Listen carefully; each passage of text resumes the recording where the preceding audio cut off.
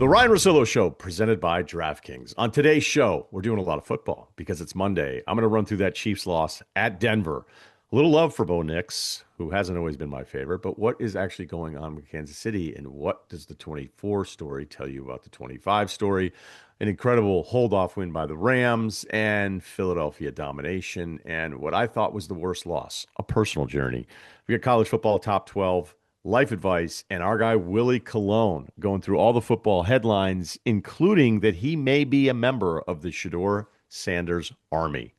Every week in the NBA, stars rise, legends are made, and one player rules them all. DraftKings Sportsbook, an official sports betting partner of the NBA, is bringing back King of the Court, and now it's every Tuesday of the season. Here's how it works. DraftKings is putting up $1 million in bonus bets each week. Opt in, apply your token, and place a $5 pregame bet on the NBA star you think will dominate each Tuesday. If your pick finishes the night leading the league in points, rebounds, and assists, they're crowned King of the Court, and you win your share of $1 million in bonus bets.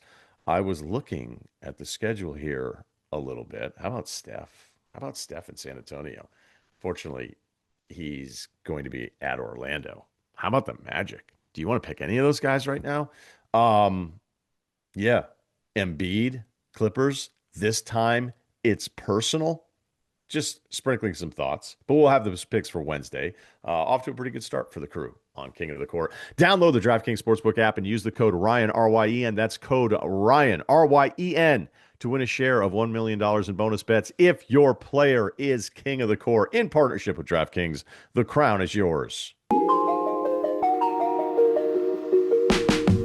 Chill. Buy now and get the Russillo hoodie free. Call 1-800. European theater. The week is the Oregon Ducks. We need a big push here.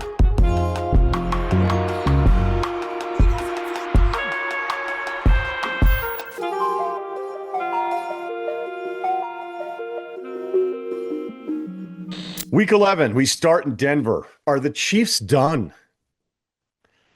That's probably the best way to do this job.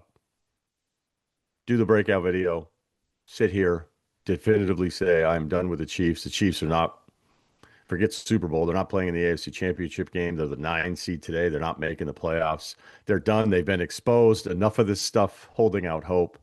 That would be the right way to do the job, and I'd admire anybody that would have the conviction to actually, like, if you really believe that, like, good for you. I'm not doing that to avoid, oh, you ended up being wrong. I'm just not doing it because I can't do it. I can't do it with Patrick Mahomes, despite the 5-5 record. So if I don't believe it, I can't say it. They lose another one-score game, 8 points or less, 0-5 on the season in those games. My eyes tell me that when the game starts, there's a plan, and then it just becomes a Patrick Mahomes free-for-all. It's like, hey, man, just like find a way. Find a way. Remember, like the evolution of Mahomes, the numbers were just off the charts. Deep ball shots. Everybody wants to take the deep ball away. He's like, okay, cool. I'm just going to kill you underneath. And then it's like, now what is the one thing that you know that you can go to? I mean, Kelsey had some nice looks yesterday. Rice didn't has necessarily a great game. He's been back 4 games. He has 3 touchdowns. So it's not like he's been a nothing, but we thought this offense was going to completely open up. I think there are certain weeks where it is solely on the offensive line play, some of the issues that they've had. But, you know, what's hard to do when you look at a team that is considered a Super Bowl favorite, and they were all week, and I'll get you those odds as they were updating throughout the night with the loss and everything that was kind of happening in this game, because I was looking at it just because I still thought it was so interesting that we were through week 10 just last season. This deep into the season, the Chiefs technically weren't even in the AFC playoff field, and they were the Super Bowl favorites at like plus 500 or plus 550. So it's like, I don't want to give up on them. Vegas doesn't want to give up on these guys. But is there enough evidence from what we see week to week to tell you, hey, guys, it's not the same team? Like, stop thinking that they're the same team. So even if yesterday a matchup against Denver at their place against this terrific defense maybe isn't the best case, like, hey, every struggle they've had this season looks exactly like that Denver game, because that's not necessarily the case. But like back to that kind of like, you can picture it right now as you're listening to this, if you've been watching these games, it's like Mahomes kind of making it up. Like, what is the thing that they can go to every single week offensively they feel really good about? Then you start digging through the numbers and you realize yards per play better this year than last year. Yards per attempt, better this year than last year. Points per game, up from where they were offensively last year. Yards per carry, they were 31st in the NFL in yards per carry. They're more than a half yard better per carry this season. The only thing that's dipped is the third down conversion rate, 47% last year to 41% this year. So maybe there's a little clue in that. Mahomes, statistically, this is the best season he's had since 22. I don't know if he's going to be the 50 touchdown guy again. He may not need it. Remember last year, a lot of it was how is he going to survive this entire season getting hit like this? And so far this year, I think the adjustment is the certain weeks where the offensive line doesn't necessarily look great. Like he's just right on top of he's getting the ball out quicker this year, certainly than he was last year. Look at the defensive numbers. Opponents' yards per play, 5.4 last year, or excuse me, this year. But this year it's like 5, or last year was 5.3. This year it's 5.4. So it's not really necessarily like even this massive drop off. So we get back to the one-score games. They're 0-5. They were 11-0 last year. This doesn't work when it's like, hey, something's different about this team. Mahomes is different. The O-line isn't as good. The defense isn't as good. There's not really not that many numbers. Like you probably find something that's drastically different from last year to this year. But and this just isn't that much fun when you're trying to figure out, because like I've seen people on TV last night and this morning going, no one is afraid of the Chiefs anymore. And that may be the case, but could it be as simple as, hey, a third down doesn't go their way on offense or a third down doesn't go their way on defense, and some of the luck that they had at the end of the year or at the end of games last season just isn't happening this year. And they could be the exact same team. Mahomes could be actually even better. There's offensive numbers that tell you this team is better on offense, but it's just that one thing that's happening that isn't going their way that was going their way last season, where they could be the exact same team, but the record is that much different. I mean, that's kind of the sport. Limited number of possessions, trying to figure it out, give a possession away here or there. Next thing you know, it's a ball game, and you can't believe it as we're all wrapping up the 1 and 4 o'clock window games. I mean, it happens every single week. So if they're going to get back into this thing, looking at some of their losses, the first 2 losses were like, all right, that's weird. The Chiefs started 0-2, but it was the Chargers when they had their tackles and were healthy. It was Philadelphia, which is, they were in the game, but certainly weren't the better team that day. The Jacksonville loss was weird. And now you've got this game against Denver after losing at Buffalo where no one wins. And now they're going to be chasing Jacksonville. I don't think Bo Nix is that good, but he was really good in the second half. I mean, 3rd and 8 pass, 3rd and 2, the 3rd and 15 conversion, 3rd and 5. So, it feels like some of the quarterbacks that I don't like. Statistically, there's all sorts of stuff that you can look at that you don't necessarily like. The yards that you've missed on. Like if you looked at all the quarterbacks on those charts that are making the rounds everywhere, like imagine North America. Let's just go America. We don't have to go North America. Imagine just America on a chart, and here's the quarterbacks plotted all over the chart of like who's giving up the most air yards on misses. And then Bo Nix's head is over by like Iceland. I know not technically North America, but you understand, like he's way, way up there. And when I see that kind of stuff, I'm like, yeah, this is kind of why you don't necessarily like him that much. You know what? I thought he was great, like in a big, big spot there, huge possessions, converting a bunch of third downs through the air. So the Super Bowl odds after the 3rd and 15 conversion by Denver, it went from like plus 550, plus 600 to plus 700. Then it went to plus 800. It's plus 1,000 today. I think they have the 5th best odds now to win the Super Bowl. If you look at the strength of schedule remaining for Kansas City, it's the 12th toughest. If they're going to catch Jacksonville for a wild card spot, Jacksonville has the 28th toughest remaining strength of schedule. So again, not that difficult, and a great Jags win, just mantling the Chargers yesterday, the media darlings of the NFL. So look, Mahomes has started for 7 years. This is his 8th. He's played in the AFC Championship game every single season of his career. That's not supposed to happen. And yet I still can't definitively say, with them being 5-5, that I expect that it won't. So best win, I do think it's the Broncos. You could get into Philadelphia just handling Detroit, even though yardage total, like you can get into some of the yardage stuff and say, well, Detroit actually moved the ball a little bit more. Well, The Phillips acquisition is huge. They hold the Lions to 3 of 13 on third downs. And more importantly, the Lions go 0 for 5 on fourth downs. If you're going to go 0 for 5, you're probably going to lose the football game, even though they still had a chance there after the pass interference call. They didn't have the chance. But I think LA holding off Seattle is also in the conversation for best win. They're up 14-3. Looks like they've got this thing rolling. Seattle's D, though, which should feel great about itself after this game, despite the loss. They held Stafford to a season low in yards, 130 passing yards for Stafford. He had a season low per game QBR in this one. And then there was this shift where the Rams couldn't do anything because of the Seattle defense. And there was a stretch of 46 plays running this game, and Seattle ran 41 of the 46 total plays. And again, that's around the half, too. So that also plays into it. Darnold coming into this game, like we know what happened in the end of the regular season against the Lions, and then they lose the wild card game against the Rams. And in that game, he was sacked 9 times. 9 times. Apparently, Darnold's main motivation for this game was, I'm not getting sacked 9 times. Well, he didn't get sacked any times. 0 sacks for that terrific front from the Rams that I like so much, and their corners. The corners did get involved with the 4 interceptions. 3, 100% his fault. We could argue the one on the route. Greg Olsen, whenever a guy's calling a game and he's as good as Greg Olsen, and we're huge fans, we just had him on the pod where he's like, yeah, it looks like he's supposed to cut that one off a little bit. It seems like he keeps going vertical a little. All right, whatever. Maybe that one's not on him. The other 3 are.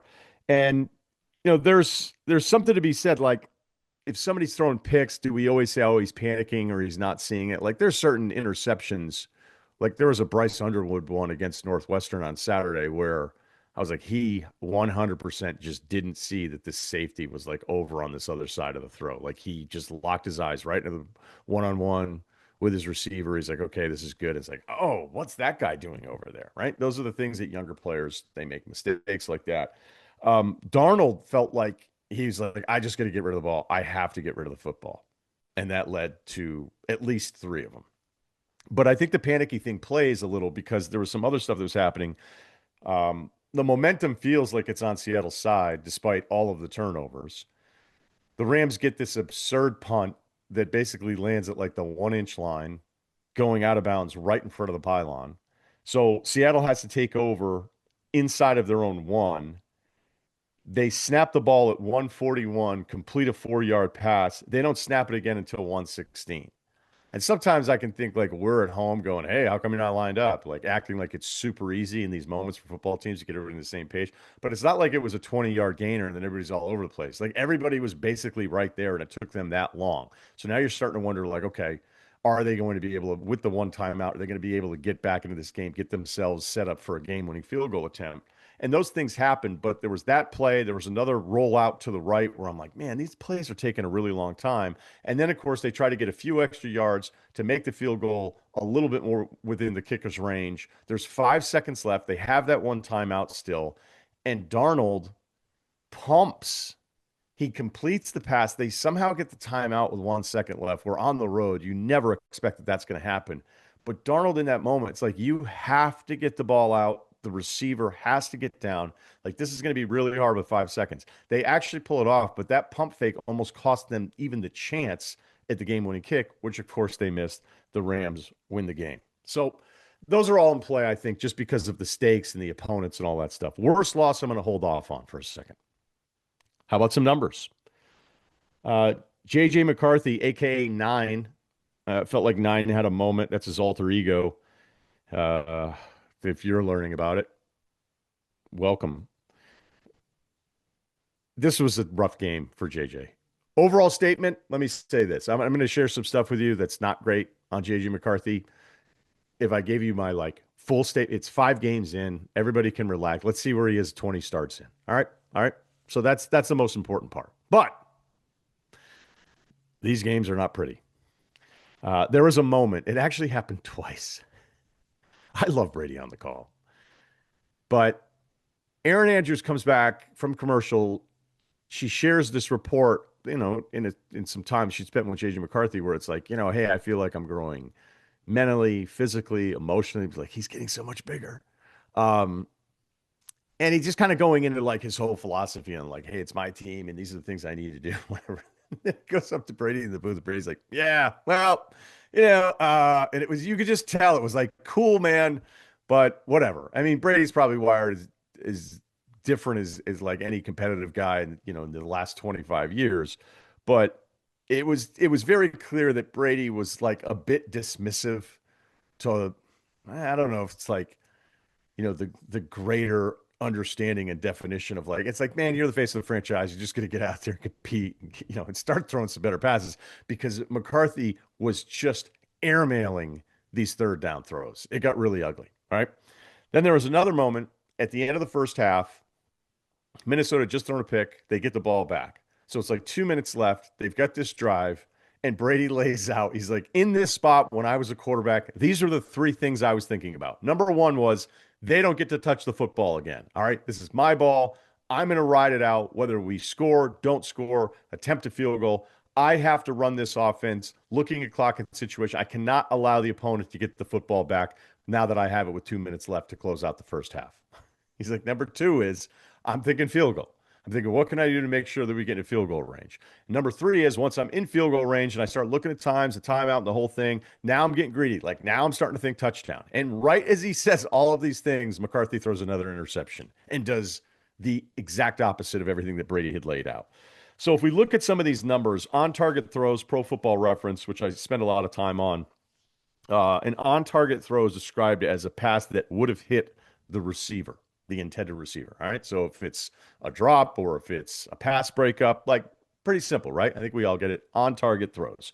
Drake May leads the NFL this season right now on percentage of throws that are on target.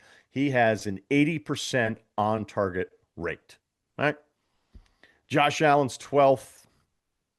His on target throws, he's on target 73% of the time. A lot of the guys near the top, it's like a percentage point, maybe not even, right? It's all kind of bunched up. League average, 69% throws being on target. JJ McCarthy is last among the 35 quarterbacks that qualify for this at 45%. We rounded up. 45%. I think he was 58 before yesterday's game. 45. Only one other quarterback of the 35 that qualifies under 59%, and that's Jacoby Brissett. Not great, Bob. So, again, definitive statement. It's 5 games in. We can all relax. It's not that big of a deal. But so far, not great. Staying with the numbers part of this, because I'm saving worse loss for you. Bryce Young lit it up for the Panthers. All right. And not that long ago, there was a tweet that was sent out, as I'm trying to find it here, about Bryce Young and how rare some of his stats were. This is from just a week ago. Rare for a quarterback like Bryce Young. This is from Scott Barrett, I guess. To be as bad as he's been and still be starting in the league. Worst career yards per attempt average since the Vietnam War. Minimum 650 pass attempts. Bryce Young was 8th worst at 5.8. Ahead of him, Bruce Gradkowski, Shane Matthews. Remember Mike Phipps? Ryan Leaf is on this list. David Klingler. Love that guy in college. Chris Wenke. And the worst career yards per attempt. Minimum 650 pass attempts since the Vietnam War, our good friend Danny Cannell. And Danny did quote tweet this and celebrate it, and that's why I saw it. Well, that wasn't the case yesterday because Bryce lit it up. Awesome comeback. I want to talk about that game in a second, but I want to tell a story first. It's a story I think I've told once before. I've referenced this, but I'm going to tell it again. The last year I was in Connecticut because I spent some years living in Connecticut. I was a freshman. Basketball is pretty important to me. Wasn't the biggest guy. Pretty small, actually. Just took a little while. Some of us are on different timelines with nature. And so I've mentioned him once or twice, but there was a guy that was a grade older than me that was on the basketball team. He was a terrific player. His name was Justin Foran. And he had the perfect disposition of anyone that I've ever, at least at the youth level, because it was like I was a pro. He just didn't think anybody was ever better than him. We'd go to play pickup games, and we weren't going to find the games that we needed to get better, and that's the way he was always thinking about it. We go over to Glastonbury, we go over to Manchester. I don't think we ever ventured over to East Hartford at that age, but he had a license, and he was like, look, I'm going to come pick you up and we're going to go play basketball. We're going to keep playing basketball. We're going to get better and better and better. We'd like show up to some of these games. I'd be like, we're going to play in this game. And he'd be like, yeah, you're better than these guys. And he was always doing that. You're better than these guys. These guys suck. He's like, these guys suck. And he'd get out there and he would just be able to hang and whatever. Even if I wasn't playing well, it was going to make me better because that's what basketball is. You have to go keep playing against people that are so much better than you, especially if you're living in an area where you're just not going to find the competition.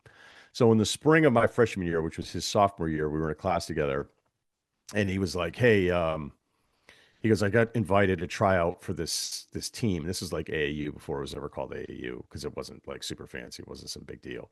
But Ken Smith, who is the legend from Windsor, congrats to Ken Smith on his 700th win. He was inviting a bunch of people from that area, Connecticut, players that were on people's radars that were going to come and try out for this team, this travel team. And so he's like, just show up with me. Just show up. I was like, dude, I was like, you got a letter? I was like, I didn't get a letter. Like, I wasn't on anybody's radar. He's like, he's like, fuck it, just go. Who cares? So I show up to the tryout and I run around, like crazy, maybe hit a couple of shots, play as hard as I possibly can. And I do think, I don't know if I weighed 140 pounds yet, and I wasn't even 5'10". And I made the team. And I don't even know that I made the team because it was like, wow, this guy's really good. It was just sort of like whoever was invited was already going to make the team. And then I just showed up. So it wasn't like 50 kids tried out. It was like 12, 14, maybe. I don't even know if it might have been 12. And he was just like, hey, everybody huddled up after, we worked out for a couple hours. He's like, all right, this is the team and this is where we're going to be. And this is who we're going to be playing and, whatever. And it was like a big, big deal. And I think just because I was there, he either didn't realize I didn't get a letter or the other coaches or whatever. They're just like, so fucking let him play. Who cares? So then the weird thing happens. I think our first game was at Danbury and he names the starters and he names me as starting point guard. And the rest of the team, I was easily the worst player on the team. And there's some other guys, like there's a 6'4" or 5" kid who's teaching me this inside out dribble, just sick handles. McGrady before there was McGrady. His son was on the team. Tylon, and Justin was like a really good player, so he was going to start and everything. So he names me the starter, and like you just see the look on the other guy's faces, like what the fuck, like that guy's starting. And I, run around for a little while, and I was like horrified in that Danbury game. And then they yank me, and whatever. And then I continue, like I start a couple other games. We had a game in Springfield, and then I don't know, 3 or 4 games in, we have like a home game, but it's in Glastonbury. And I start again, which is a joke. And maybe he just liked that I played that hard, or he liked my attitude in comparison to some of the other guys. Because there were some dudes on that team that were absolutely feeling themselves and talking about like, college offers and all that kind of stuff. And so he starts me, I play like shit. I just physically am completely overwhelmed. And he benches me and he walks me down to the end of the bench. And he puts his arms around me. He had this deep voice, and I'm kind of like, I know.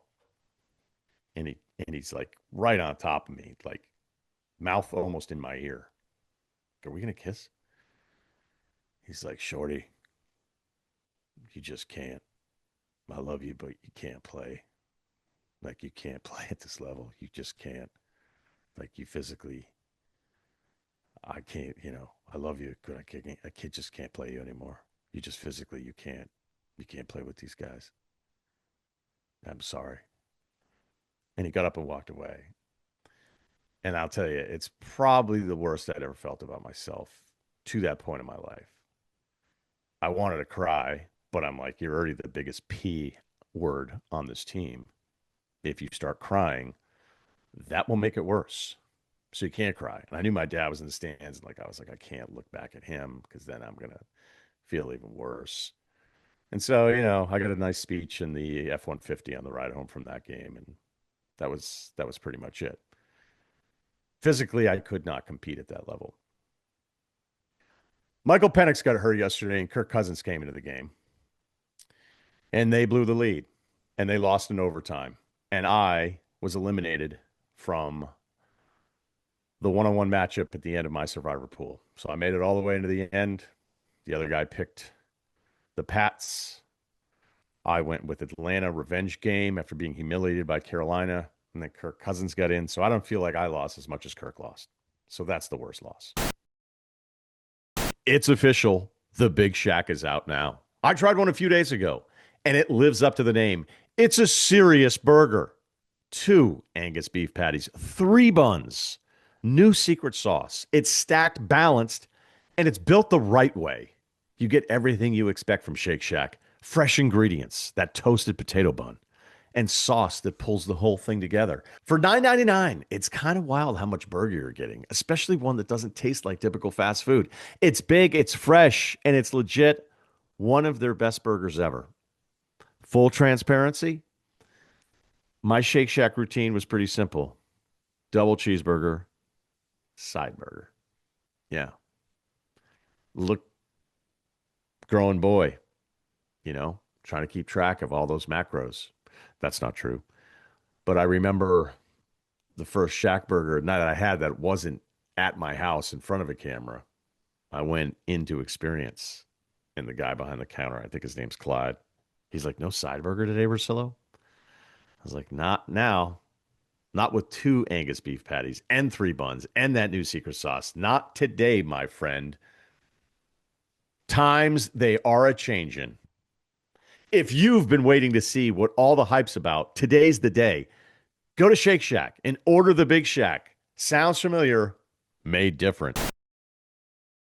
Good friend Willie Colon joins us on the show again. We're going to talk some NFL from SNY, Good Morning Football, and of course, first things first on Fox Sports as well. The Chiefs are kind of the headline today because they're 5-5. They were Super Bowl favorite before this loss at Denver.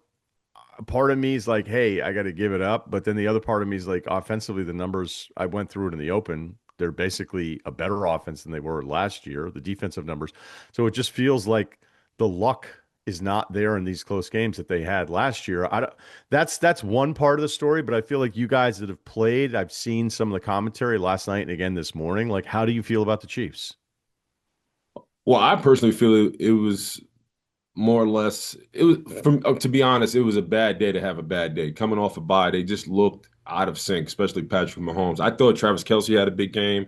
I thought defensively, with all the criticism Chris Jones had been facing up until yesterday, I thought he had a monster game. I thought he was in minutes.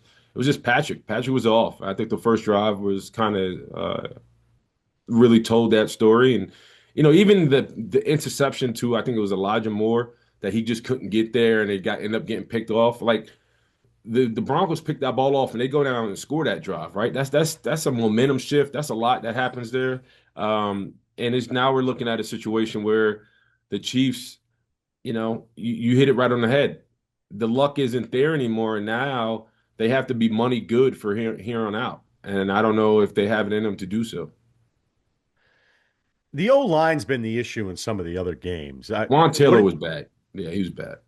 So he's got 9 penalties again this year. How do you keep your job when you can't figure out how to fucking line up? I laugh because I had my fair share of penalties, right? Like I can't throw rocks, Obi. Like if somebody who's a purist of the game and they go like, hey, Willie Colon sitting over here talking about Juan Taylor and his shit. Well, I had my shit. I went off sides, but my saving grace is that I was a dog in the trenches, right? I fought hard. I did a lot of things for, I was considered an enforcer and all these other things that you need. Okay, but to jump in, how many of your penalties were because of the dog stuff versus alignment? I don't know, honestly. Okay, I just know. I feel like I would feel all the way shady if I set up here and threw rocks at a guy who dealt with penalties when I was a guy who dealt with penalties. You get what I'm saying? So, but I also knew a lot of my penalties came from me sometimes being over aggressive, throwing the playbook out of my head as far as mechanics. Like, listen, man, I can't beat this guy. I just got to go at him and not really focusing on my fundamentals and playing within the game. And some were offsides things, being offsides and not really locking in. And so I look at myself and say, one thing we talk we talk about, Ryan, as players, when we get older and we retire, sometimes we have theater of the mind, right? Where we kind of paint this picture of ourselves and we're not realistic about the guy who we were when we played. So when I think about Juan Taylor and I think about playing on a championship outfit like the Chiefs and going through his penalties, I'm like, man, I've had one of those games before. I've had games where I'm just not locked in like I need to be, and I've cost the offense because I wasn't at my best. So I laugh, but I also like, ugh, Willie, there's tape. There's tape of you not performing well and giving and having stupid penalties. So, but all the things that he has gone through and continues to go through, it's fixable. He just has to be better at the job. I don't think the refs call it as much as they could with him. 100%. I think they call it and they're like, all right, like we'll call this one. But, this alignment thing was a priority, supposedly going back to the beginning of last year. And then he was right in the crosshairs with it because it's like he's always trying to line up a little deeper. And so you figure, I don't know, the 60, 70 times that you're lining up as an offense, whatever that number can vary, but I think that's kind of in the ballpark.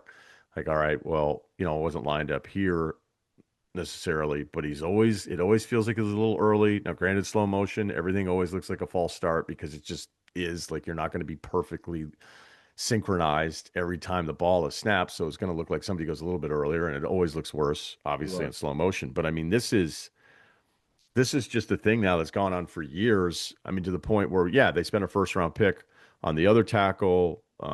The guard that they tried to spend a big pick on, like they've had to move him around a little bit. They also signed a different guy who was kind of like their swing guy that they spent a ton of money on. So I think there are games where the offensive line has looked like the issue, but at least against Denver and that ridiculous pass rush and all those dudes, I don't even know that necessarily was the story yesterday. There's other losses where I'm like, hey, it's Sure. on the O line. I don't know. I'd have to go back and watch it and really dig in and know what I was doing, which I'm not sure that I do.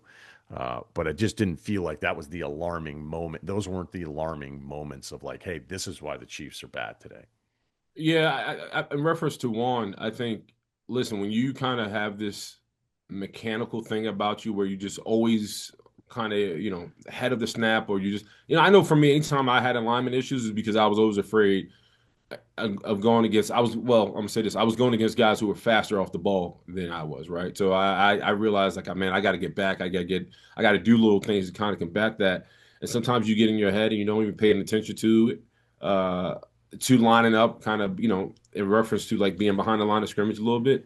And refs gives you warnings. Like they tell you, I've been warned plenty of times with refs like, hey, Willie, come on now. Like, I could have called it there, or I could have said this, and they'll tell you, and they'll tell you, and they'll work with you, and you try to be buddy buddy with them. And I mean, there's times where I've had refs go to Mike Tomlin like, Mike, I've talked to him, I've seen you talk to him. Will you continue to talk to him? Like, what do you like? I've had refs like, what do you want us to do? Like, we got to do our jobs. Like, if you don't line up correctly, if you don't get yourself together, we're gonna flag you. And there's times I'm be like, well, flag me. I don't give a shit. You know what I mean? And you get the flag, and then you say, all right, you have to self-correct, or you're gonna have to get out the game because you're just not you're not part of the system right now. You're hindering it.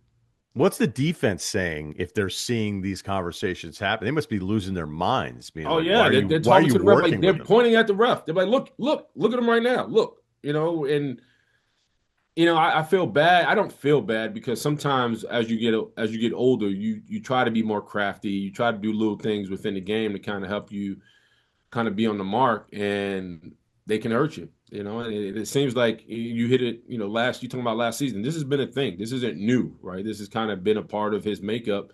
But like I said, it's for him to correct. But I don't think he's in the business correcting it. I think he's like, listen, man, this is how I play. And so because the Chiefs have been successful with him and his play style, it is what it is. Yeah, there must Excuse just the be time I have enough. the ring going on right now. I apologize. Yeah, there must be enough from the rest of what he's doing when he actually gets into the blocking part of it that it's like, hey, we can put up with it. It would drive me crazy as a play caller, as a quarterback. But like, can't you just look down at the ball and figure out where you are? And or maybe he feels like, hey, I'm getting away with it so much that one or two times I'm called for it, it's not that big of a deal. Again, I'm probably overstating this because I don't think it's that big of a part of yesterday as it is some other weeks. I remember when we worked with Mark Schlereth, a bunch of Super Bowls as an offensive lineman. He was like, later on in my career, I would go up to the officials before the game. Like when we were getting warmed up on the field, I'd go up to them and I'd say, "Hey, look." And he's like, and I would put my hands like into their chest and be like, "I'm going to hold here." But I know like I'm not going to hold up here like around the shoulder pads or outside of the numbers. He's like, "But I'm going to hold." He goes, "If you can't let me hold here on the front of the plate and on the numbers, I got to retire." Yeah, Like this is how I'm going to do it. And getting to know Mark too, and just having a great personality and all that kind of stuff. Like this yeah, is all Mark's part of the awesome. game. He's working them, but this is the gray area stuff where I think people kind of lose sight of like there's a management to officiating any of these games, whether it's Mhm. football, basketball, umpiring, all that kind of stuff that, people want it to be very, binary in it. And I don't think that's really the way this stuff works. Um, And so every whatever. crew and every crew is different. Every ref is different. Like some refs are a little more lenient. Some guys just look one for, they'll tell you like, hey man, if you just do XYZ, you ain't got I'm not looking at you. But if you Right. do, if you're outside the shoulders or if they'll give you little nuances in which they're looking for. But if you don't adhere to it after you've already had the conversation, then it's like, all right, then you're pretty much telling me to go to hell. Like we've had the conversation. I told you what I'm looking for. You continue to do what you want to do and I got to flag you. So it's just and I was fortunate enough to be cool with some refs, and there's some refs to this day. If I saw them at like a Crackle Barrel, I'll feel like I want to crack him in the bathroom. I just can't stand him as a human being. So uh, yeah. There's refs to this day. I still see them on TV. I'm like, yeah. Me and my wife was watching the game yesterday. I'm just like, that ref right there, I would love to steal his ass. Just go walk right punch. Because some refs just they look for you. They look for you and they pick on you. I'm going That's to me. admit something. Oh, go ahead. Go ahead. Now I'm saying that's just me being once again salty about all the flags I've taken in my life. So I like that. I think it keeps you sharp, you know? I was watching a video of a guy the other day on Instagram who was basically like, "Hey, here's where I'm monitoring the parking lot and I want to see escape routes. I want to see possible threats. Why is that guy in his car a little bit longer than I'd expect?" He had the full content setup. He had that nice little mic that you kind of just tuck yeah. into the shirt there a little bit. He had a cameraman. He had these jeans, obviously a pocket knife. I couldn't tell how tall he was, but it looked like there was some length in there.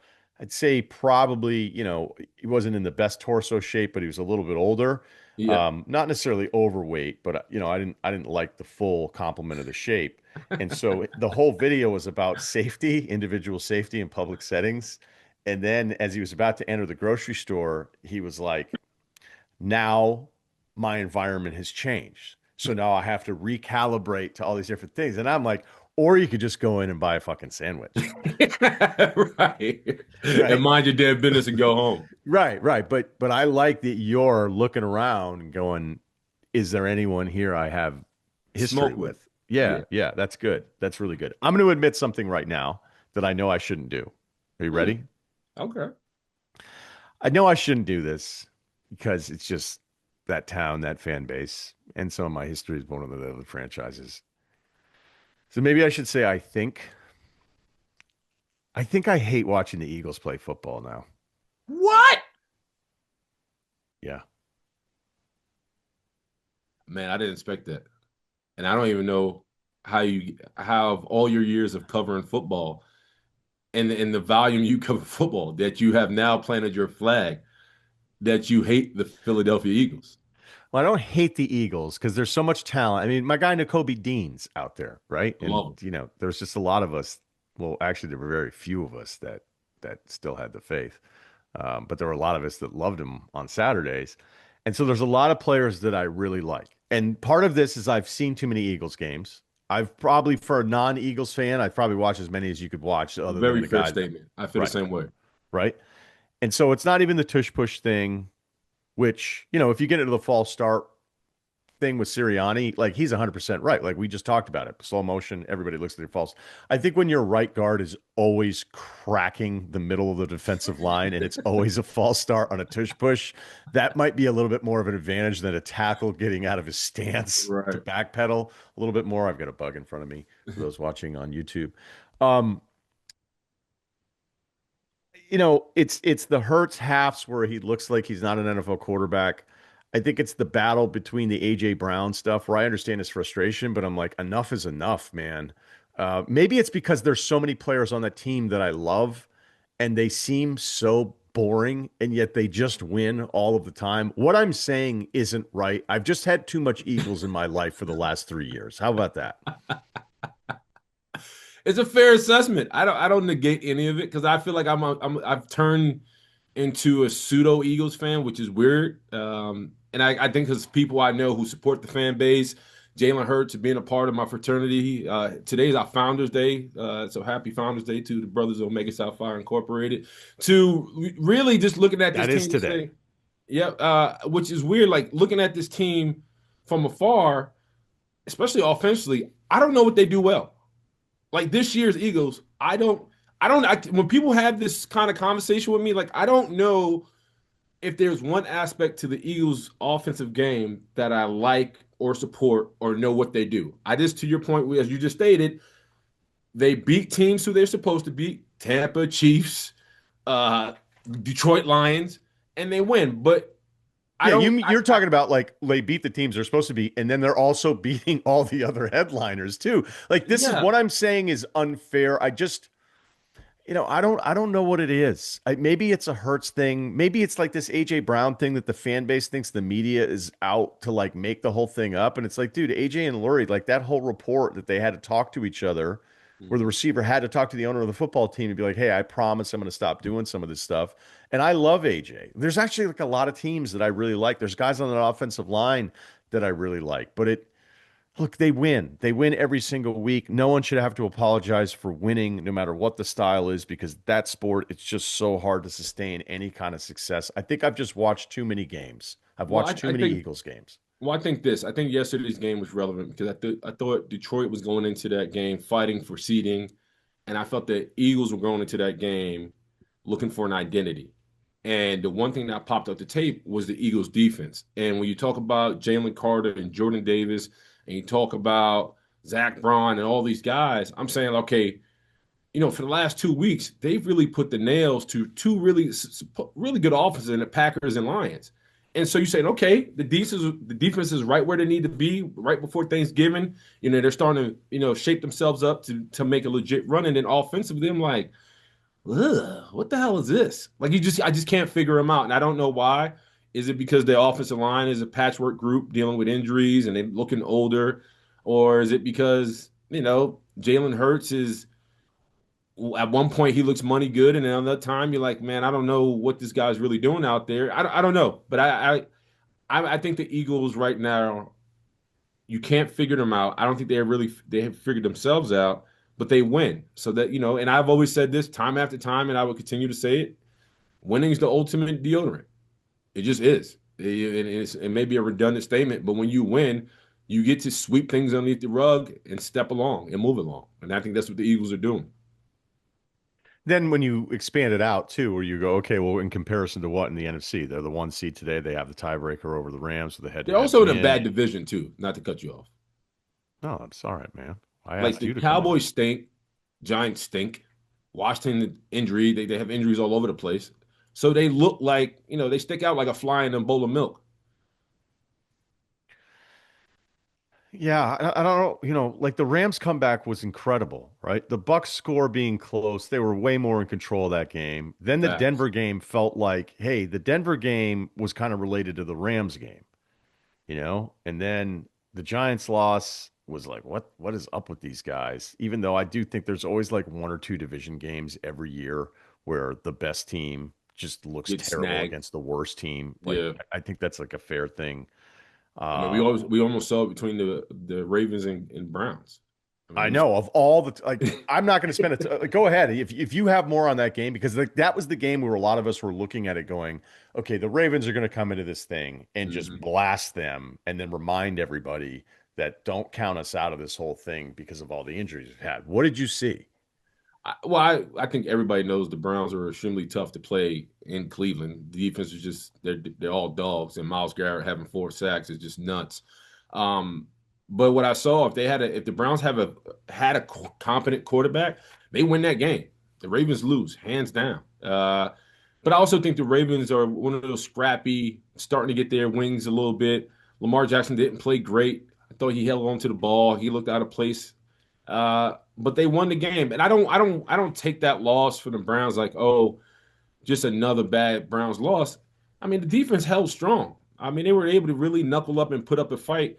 They just didn't have anybody on the other side of the balls as far as being, the Browns quarterback to kind of produce anything. And they killed him. I thought Jerry Jeudy had a solid game.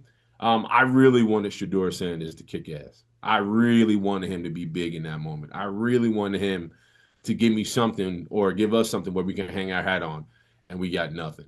And that was probably the most disappointing part of yesterday's, I guess, menu of games. Like, I wanted him to have his time and have that moment in the sun, and he didn't have it, and that sucked. I got a thought on Shedeur. By the way, that game in the middle of September where the Ravens won 41-17, it was only 10-7 at the half. So clearly the Browns are comfortable with Lamar in the way that the Yankees were comfortable with Pedro and the Red Sox were comfortable with Mo Rivera. There's something about getting more at bats But because of the division history here. And if you look at Lamar's running totals, 2 carries, 13 yards against Cleveland in that game, 4 carries, 10 yards yesterday, and under 200 yards, and the 2 picks. So there's definitely something to it, because I felt like watching that game 2 months ago. I'm like, man, this is the most like contained I've ever seen a defense, at least recent. Maybe there's another game where Lamar wasn't very good earlier on in his career, but it was like the threat of him somehow contained, because you always feel like even when we have him, we never have him. So you're right. You're right about that. Now on Shedeur, go ahead. I was disappointed because I feel like all the criticism that's been following him up until this point, it was the one opening where he could have he could have really suppressed all that. And then he just didn't look prepared. The ball wasn't out on time.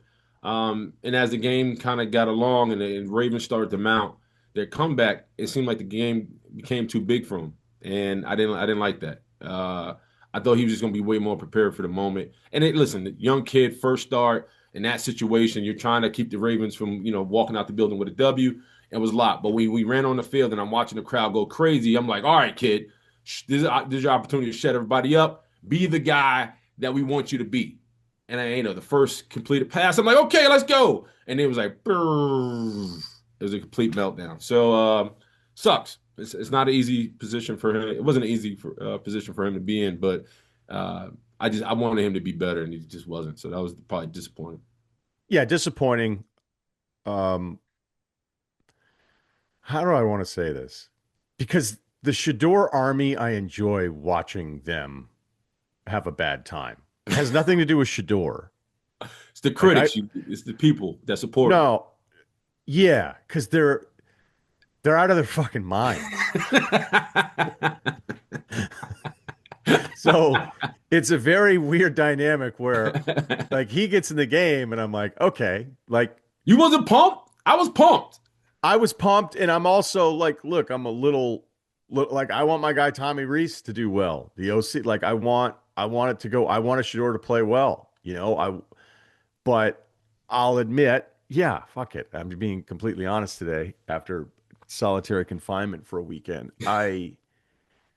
Seeing arguments made online about like why it was good, and you're like, and then there was one It about was like, not good. And for anybody yeah. arguing that is like that's dumb.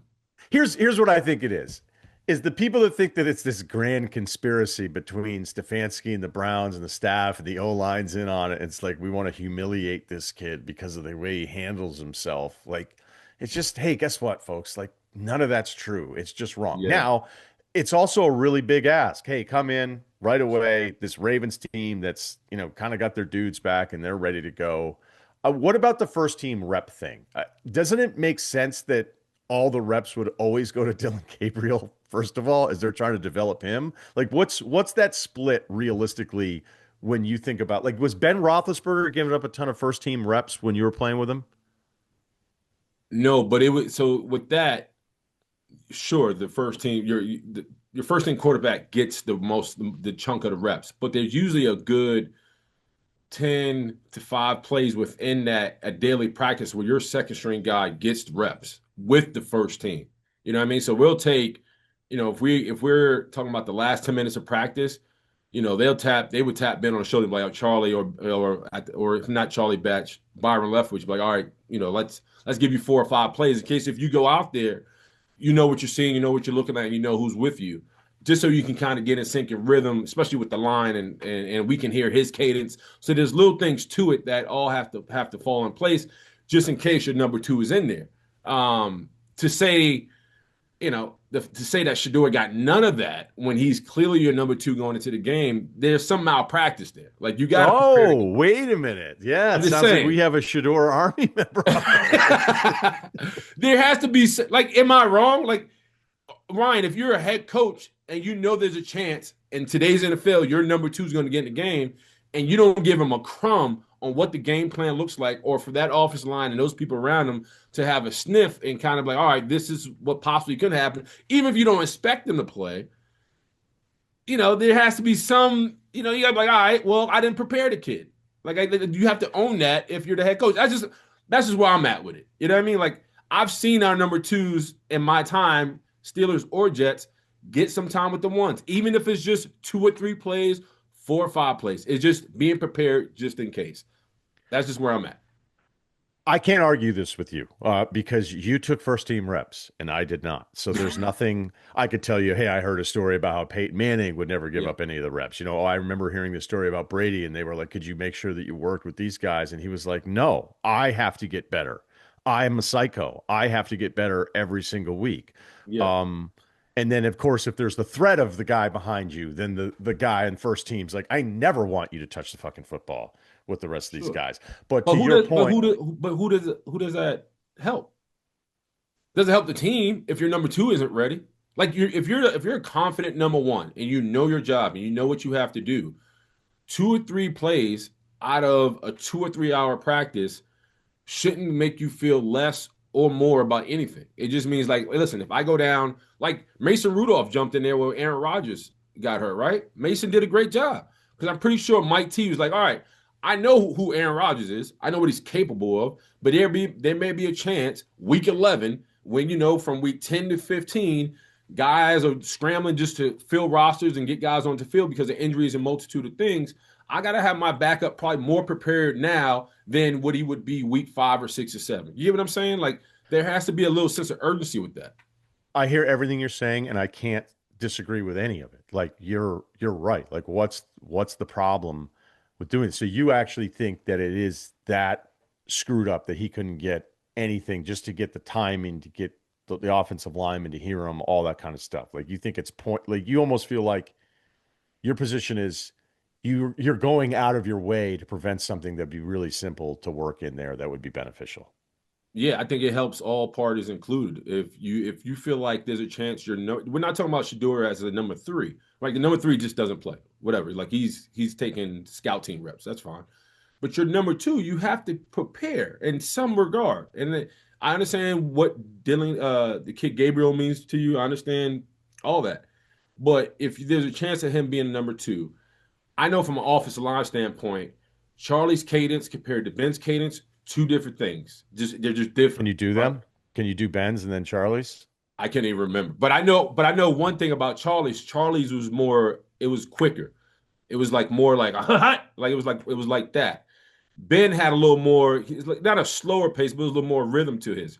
So if you're not hearing that, or if you're not having those nuances with your first team line, like, those things matter, especially if you expect this kid to win you a game, right? That's what number 2s do. You're expecting them to win you a game or 2 or 3. So there's a lot of things that have to go into that, and if you don't prepare them, then it's like, all right, yeah, it's kind of on me. As a coach, I got to prepare. I got to give the kids something, because not everybody's a visual learner. Sitting down in a room, going through whatever chalkboard talk you're doing or watching film, that's fine. But being out there, feeling it, and seeing things, little nuances, guys giving you data, you giving guys data, it's just little things matter like that. And if you don't have that, you're like, hey, kid, here's the ball. Go give them hell. You're like, all right. By the way, it's week 11. I haven't played since August. Thanks, coach. So I'll keep my eye on you. I'm just saying. I wanted the time. I wanted Shedeur time, and I didn't get it. And I was like, damn, kid, I wanted you to have that moment. But when you hear some of the arguments, I'm like, as a ball player, I'm like, I kind of get it. I kind of get it a little bit. Yeah, there was a lot of stuff flying around, but I think I ultimately, also think to your point, I okay, don't think it's a conspiracy. Like I'm not into that whole tinfoil hat. Like, oh, the organization wants to just stick him in a basement and lock him up and never be seen again type thing. I don't believe in none of that nonsense. right, like the one powerful voice say we're taking him, and then all the other people running week to week options are like we shouldn't have taken him. I don't know. I don't know the answers to any of that stuff. I just um there it was a really tough spot. It was a tough. So anybody that's like, hey, he actually sucks, and this is why he went late and all this stuff because he came into a game in relief and didn't play well. That would be completely unfair to him. So I Right. think we'll leave it at that. And hopefully he's better prepared by everybody around him. I'm telling you right now, you're giving me ideas here though. I'm thinking about doing an entire episode on cadence. So So I've always had a thing about cadence. Oddly enough, I think it's one of the most biggest things in football to the synergy and rhythm of an offense. I've always been big on that. Every quarterback has a different cadence. Every cadence, I think, from an offensive line to quarterback standpoint, is I think so. Like I always felt like you got to be able to know your quarter. You got to be able to know your quarterback's voice in a storm. Because when you're as an offensive line, I'm sitting here looking at safeties. I'm listening to my right guard. I'm over here looking at my lineman. Me and this guy's going back and forth. I'm motherfucking him. He's motherfucking me. I got 8 voices in my head. The one voice that needs to matter is my quarterbacks. You get what I'm saying? So I always felt like when you have these starting quarterbacks, backups, even their third strings, like you have to be able to recognize everybody's voice because as an offensive lineman, we're hearing, like I said, I gotta listen. If I'm playing right tackle, I gotta be able to hear my center, I gotta be able to hear my right guard. I also gotta be, if I got a tight end next to me and him got calls I gotta be able to listen to. I also gotta recognize what's in front of me. I also gotta listen to I'm listening to the lot, but if I don't recognize my own quarterback's voice, when he's huffing and puffing, he maybe had a scramble, he's getting under center, or he's in shotgun, he may have alerts at the line, he has checks. I got to know his voice. I got to know his voice through everything I'm hearing right now. And that's why it goes back to the Shedeur comment. Those guys have to know Shedeur's voice. They got to know his nuances. Because sometimes a quarterback be like, all right, on the ball, on the ball, on the ball, let's go. He'll go through his thing. Set hut. Hold it, hold it, hold it. Like there's little things I just gotta know. I just gotta know as a player, I gotta know as an offensive line, because those are all intels to like, all right, this guy's in the I got Ben in the game. This is how I know he does things. All right, I got Byron in the game. Okay. He may want to get to the line, be a little quicker. He may be want to be a little more delayed. That's all goes into with rhythm and synergy. And sometimes if you don't have that, if you don't have those reps, this is why reps are so important. This is why I always took practice really important, because I know how emotional I played and I know how fiery I was. Like that, those things I had to work out, especially when you're on the road. That's why when it goes to the Juan Taylor situation in Denver, hostile territory, you got to have the game. I don't blame the big fella for being a little ornery at the line. Because there's a lot that goes into the game. It's sure you want to be a calm mind in a storm, but there's still things that have to work for you to be survive out there. And on the road, it's tough, especially with Cadence, man, because silent count. Watching the center's head go up and down. Sometimes we would say, even on the road, even when it was loud, Ben was like, "We're not going silent count. Hear my voice, know my voice." And we would say, "Okay," but I had to know that, right? Like I had to hear that. So Cadence is a whole nother dog, man. I think it could be a sports science thing. But I always tried my best because I was a guy who did go off sides or who would lose track or just be, me and the guy going back and forth. So, but I knew if I heard Ben's voice, it was always kind of a reset of focus for me. And that's why I always tried to hear all my quarterbacks' cadence. that was awesome. I enjoyed that. Hey, I want to end on a different note here. And I know you lost a teammate and a friend in Nick Mangold, and it seems like it's one of those guys, man. Like people can like, hey, this is my guy or whatever, but people really seem to love Nick. And Yeah. I'm just going to kind of give you the floor here and I wanted you to talk about your teammate and your friend. No, I appreciate that. Nick was important to me. When I got to the Jets in 2013, I didn't know what to expect. All I heard was the locker room was depleted because guys like Jason Taylor and Bart Scott and all these guys had left, and there was a need, especially from my conversation, having conversations with Ryen. There was a need of like, all right, we're gonna need more leaders on the team, right? We're gonna need guys to kind of be more for what we're trying to do here. Because at the time when I got to the Jets, we were the second youngest team in the league. That was Geno Smith's rookie year. And so we had a lot of talented young guys, but we didn't have locker room leaders. And when I got there, Nick was the first one who was like, hey, man, I mean, I remember being in the weight room. He walked right up to me. He's like, hey, man, my name is Nick Mangold. Obviously, I knew who the hell he was. Walked up right up to me. Was like, hey, man, at the time, Alan Faneca had left the locker room too. Alan Faneca was considered like my OG. Me and his Alan's locker was here, and my locker was right next to him, and I wanted to be Alan Faneca. I wanted his validation. I wanted his resume. Like he was everything to me. And so when Alan was with the Jets and left, Alan had told him like, hey man, you got Willie coming. He comes from my tribe. He's a good ball player. You're gonna love him. Da da da da da. Onward and forward, Nick allowed me to step into that room and just really have a voice and allowed me to be me. And I also think he wasn't afraid. I think sometimes, and maybe in a multitude of ways and in different job settings, when there's another alpha in the room and you're an alpha, and there's this need to like, all right, let's out alpha each other. That wasn't Nick, because he understood the bigger picture. He's like, I need you, dog. Like we got to do this thing together. And he was just an amazing human being. Loved being a dad. I wasn't a father when I was suiting up, and he made me excited about possibly being a father. Now that I am a dad, and how Nick handled his family and his children, I kind of go by Nick's playbook. Like, when it's time for the children, it's time for family, it's time for the children and the family. Nothing else matters. He dedicated his life to his family, and he wore the green and white with pride. And he battled through a lot of injuries, and I sure did. And when I wasn't at my best, he had my back. And that's what meant the world. There's times when I was going on that field, I was rolling onto that field with one leg, and he knew I was banged up. He knew I was struggling, and he was just like, I got you. Go. We okay. Like, I got you. He would do extra things out there to protect me, man. And it just means the world for me. And he had charity work, anything I had going on in the community, he was there. He was there. And our brotherhood and my love for him, yeah, it's tough to lose. It still doesn't seem real, honestly. Yeah, well, knowing you, I know how you are, and I got to meet him once, and it was cool. It was a very quick setting or whatever, but it was he was almost shy in a way in the beginning. Yeah. He is a shy guy, which is funny because he has a bigger than life personality, but he can't clam up on you, which is weird. That's who he is. But knowing you, and I don't pretend obviously to have known Nick at all, but I knew how much he meant to you, and I saw some of your posts and thoughts, so I wanted you to share it with me in the audience. So thanks, man. Appreciate it. No, thank you. I appreciate that. Appreciate it. We'll talk to you again soon, Willie.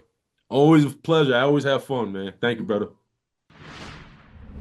Wayfair is the place to shop for all things home. Everything from sofas to spatulas, you name it, they have it, and you can get up to 70% off during Wayfair's Black Friday sale. Wayfair also has styles you can't find anywhere else. No generic pieces you've seen 100 times. So you can make your home way more you. You can shop Wayfair's can't miss Black Friday deals all month long. Plus, you can sit back and relax with Wayfair's fast and easy shipping just in time for the holidays. I sit back and relax in my new Wayfair sofa, moved into a place, sort of furnished, Italian couch. I guess it was expensive. There's all sorts of adjustments you can make on it. I'll be honest, it wasn't comfortable. It looked cool, I guess. I could tell people it was custom made to order, fit for the room. Give me a backache. Went on Wayfair. Problem solved.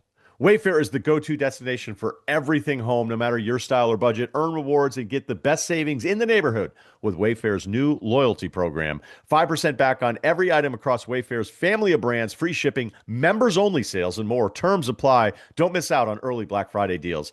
Head to wayfair.com now to shop Wayfair's Black Friday deals for up to 70% off. That's Wayfair, WAYFAIR.com. Sale ends December 7th. Here are my college football top 12. Let's play some football. All right, Ohio State number 1. Some numbers here where I'm looking at Julian saying he's 49th in attempts in college football, which you'd expect because they beat everybody. But he's 15th in yards, 4th in touchdowns. Mendoza's number 1, by the way.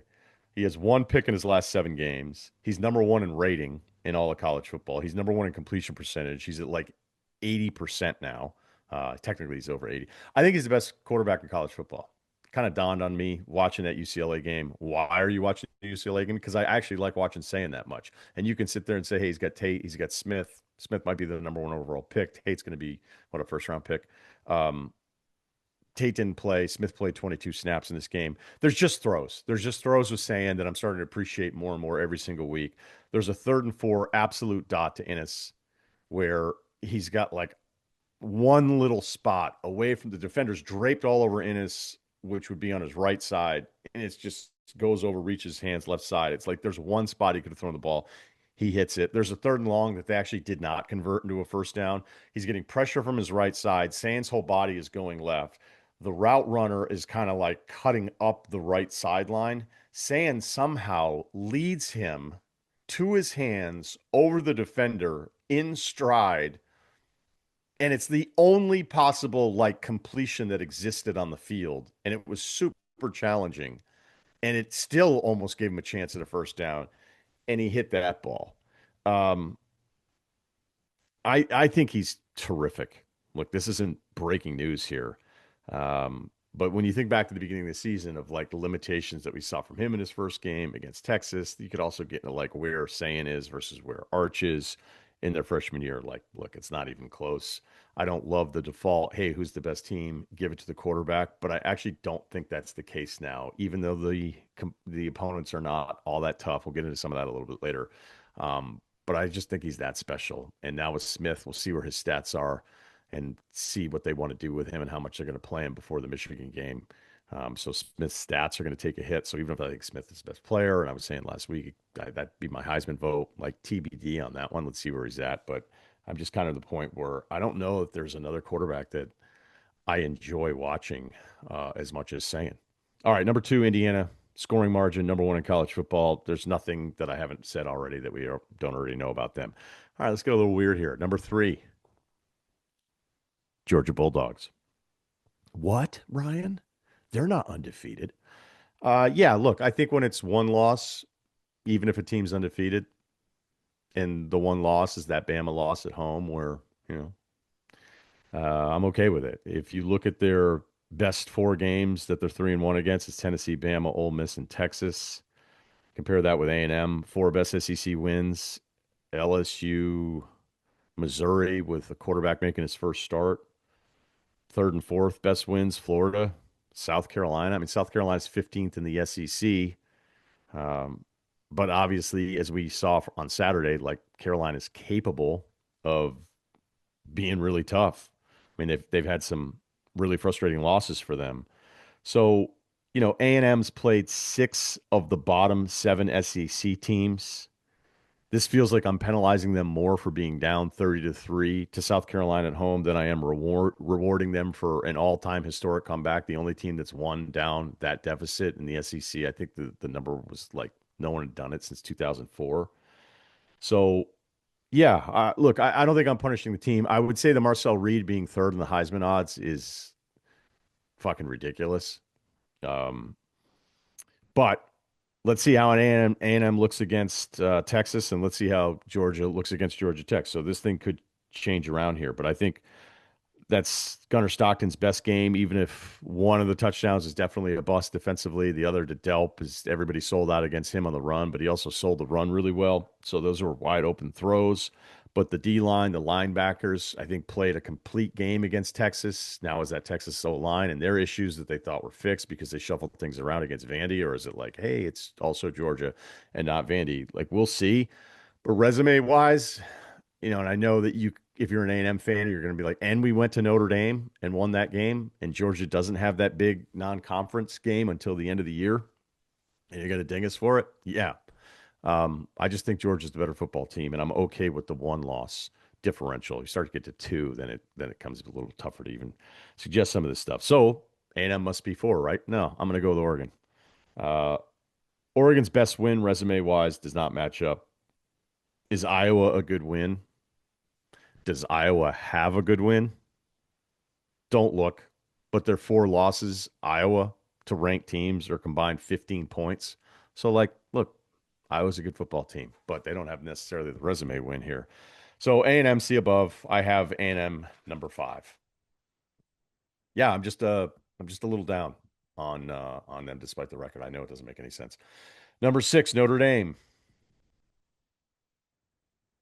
The best record in independent football. You know who's second? UConn. Technically Stores, but Hartford has it. Number 7, Texas Tech. Right there with Indiana. Margin of victory. Number 8, Ole Miss. I vehemently disagree with them being number 5 in the country. They're number 5 in the AP. Is the Oklahoma win better than Texas Tech's win against Utah? Tech smashed them. They smashed BYU. The LSU win when Ole Miss had it, so I don't know how this will play out when we start arguing about this stuff, but it's like, hey, LSU was 4th in the country, but we all know what happened there. But look, it's the close games against Kentucky, Arkansas, Washington State, and then Florida again. So it feels like a very record standings reaction to this stuff because I don't know. I need, like, if I'm starting to think about you as being 4 or number 5, and certainly just A&M fans, so you hear me clearly, like I like A&M 100 times better than I like Ole Miss at this point. And this is kind of like a common theme with me. The SEC is the best conference, but I'm not in love with any of their top contenders. But I'm going to explain some more of that a little bit later as I close up here. So that leaves us at number 9, Oklahoma. 4-1 against ranked teams. Auburn was ranked when they played them. The Texas loss, Texas actually wasn't ranked at that point, so you could throw them back on at the end of the year. Does that replace the Auburn game, even though that's a win versus a loss? They beat Bama at Bama. Not easy to do. Bama also gave that game away. 3 turnovers, the pick 6, the fumble that led to a 31-yard touchdown drive. Later on, a field goal, the missed field goals, who their field goal kicker, no one on social media likes right now. Although his approval rating is still somewhat higher than the police officer in the A&M game, which I just am always forever entertained by any time there's an incident where it feels like everyone is on the same page. You're like, what is that cop doing? I mean, I get that he probably loves A&M, but, come on, man. I guess he was relieved of his duties, at least for that game. At least that's what was said publicly. So back to Oklahoma here. Yeah, look, they won the defense. Kip Lewis, he plays D like he's offended that you're even out there with him. So there's a lot about this team that I like, but the Mateer storyline is completely being overplayed because he's winning these games. They're like, oh, all right, Mateer's, he looked a little shaky against Texas coming back with that hand injury. He's totally fine. He's not fine. In the 2 wins in these last couple of weeks where we've talked about him, because the broadcast kind of gets into it too. It's like, all right, here we go with the Mateer. He's thrown it for 159 and 138. He hasn't thrown a touchdown in these games. They were 3 of 13 on 3rd down against Bama. And if you don't believe me, look at the play calling. Now, you could get me on score and situation. They're down a point. It's 3rd and goal at the 6. They know they have the field goal to take the lead, especially on the road here. But on 3rd and 6, they didn't even want to give Mateer the option to throw. He tried to run it in, didn't work out. They kicked the field goal. So if you want to argue, hey, they didn't want him to throw because they want to kick the field goal, I would just think like the version of Mateer that we saw at the beginning of the year, they're giving that guy a look to throw on that. And whenever I see that kind of play call come in, it's like, well, what does that tell you? And the numbers back it up. But they're winning these games, and they're winning games with a lot of extra help, whether it's their defense making plays, the fumble recovery touchdown game play against Tennessee. People are still confused at actually what happened there from that defensive end who was out of this game, by the way. So Oklahoma, really nice resume, navigating this brutal stretch of the schedule. But I have them 9. I'll have Bama at 10. This starts to get back to all the the SEC stuff here where I'm going to present this now. Am I dinging the SEC teams for not looking as good as these top Big Ten teams? And I'm talking more about Ohio State and Indiana, not necessarily Oregon, where, of course, Indiana and Ohio State would look really good against the people they're going up against during these stretches. Like, think about this. Oklahoma has played Texas, Mississippi, Bama, Texas, Mississippi, Tennessee, and Bama. Those are 4 games in 5 weeks. Bama, on the other side of the things, played Georgia, Vandy, Missouri, Tennessee, South Carolina, LSU, Oklahoma in 50 days. Ohio State has a stretch where they're going through Wisconsin, Penn State, Purdue, UCLA, and Rutgers. Indiana, Michigan State, UCLA, Maryland. That's at Maryland, Penn State, and then Wisconsin. So this is where the conference differential comes in, and I'm actually admitting I'm probably guilty of dinging the SEC teams here, going, look, say that out loud again. Like, of course, Ohio State and Indiana would look dominant again against these teams. And look, I know the Indiana-Penn State game and the Penn State record. I thought Penn State was a really tough out that day. But there's not really much of a comparison when you say that stretch out loud of what these teams are doing. But look, Bama can't run the football. Simpson had a tough day. Mateer does not seem to be the exact same guy. Ole Miss screws around every single week. A&M, I should probably have higher. Sorry. And maybe now Georgia's everyone's darlings because Gunner looked like he had a full, complete game, and the defense started the game the way they've ended a lot of their games. Number 11, Vandy. And number 12, the Miami Hurricanes. You want details? Fine. I drive a Ferrari, 355 Cabriolet. What's up? I have a ridiculous house in the South Fork. I have every toy you can possibly imagine. And best of all, kids, I am liquid. So, now you know what's possible. Let me tell you what's required. Life advice, rr@gmail.com. That is the email address. Kyle and Steve are with us. Before we get too deep into it, we got a couple feedback ones that we'll get to, but also Spirit Award. I'm going to give it to myself this weekend. Friday night, sit down, lock into the NBA slate. Luckily, was able to get a couple games up on the Amazon Prime feed. Still not always 100% sure in the navigation of where I'm supposed to be with everything. But that's okay. We're getting better every week. We're trying. And then in the middle of a phone call drops. I notice my remote doesn't work. My lights start acting weird. The control panels in my house on all 3 floors start going out. All the remotes start blinking on and off. And then I realize I have no Wi-Fi. I have no television. My phone is all messed up. So I was able to watch all the NBA because fortunately it stayed locked on those channels because my TV would not turn off. I physically could not turn it off unless I unplugged it because the remote wouldn't control anything. And then I couldn't watch anything on laptops. So on Saturday morning, I had to check into a hotel, which was actually, ironically, the Rams team hotel, which means they win because when I move to a city, that city wins championships. Maybe I'll put together the full timeline of since when I moved back to Boston, what kind of heater I'm on. I mean, it's just happening in LA now too. So it just keeps happening. So wherever I go, that city wins, an aside. But I sat in a hotel room for 20 hours this weekend, obviously by myself, with laptops on the bed on other games and then the main feed on the TV because they gave me a room that didn't have a desk really to watch. And I didn't even sleep there because then I would just drive home. The hotel's like 7 minutes from my house, and I would just drive back to my house and then sleep and then get up, go to the gym, and then walk back into the hotel, valet my car. Mobile office. Yeah, it was nice. I mean, I don't think I'd set up my office like a hotel room because like there's something to be said of going, you're just going to sit in bed because it was the most comfortable and it was the most optimal setup, but I hate it. I've done it a lot of times. What I did is I lived like a family man's dream, but what it is for me is just a lesser version of what my life is on football weekends. Like it's the same life. And then I would come home, cook dinner, and then I would go to bed, but none of the TVs worked, or, I'd have to watch like something that was downloaded from, I don't know. So I thought the story was going to be you had to like run out to Tony P's, which I know is not there anymore, but like I thought you were like, man, I'm just going to have to do it like the old days for like a notebooks, just get a corner table at some Stick and sports bar Stein? and be like, I'm just gonna, yeah, see if they got a chicken breast thing, and I'm just gonna be here for a day. But yeah, this makes more sense. I really thought you were gonna tell me you like ran out to Shellbacks, even though they might have like one TV in there. I see your like. There's no more lazy version of myself than when I'm in a hotel room.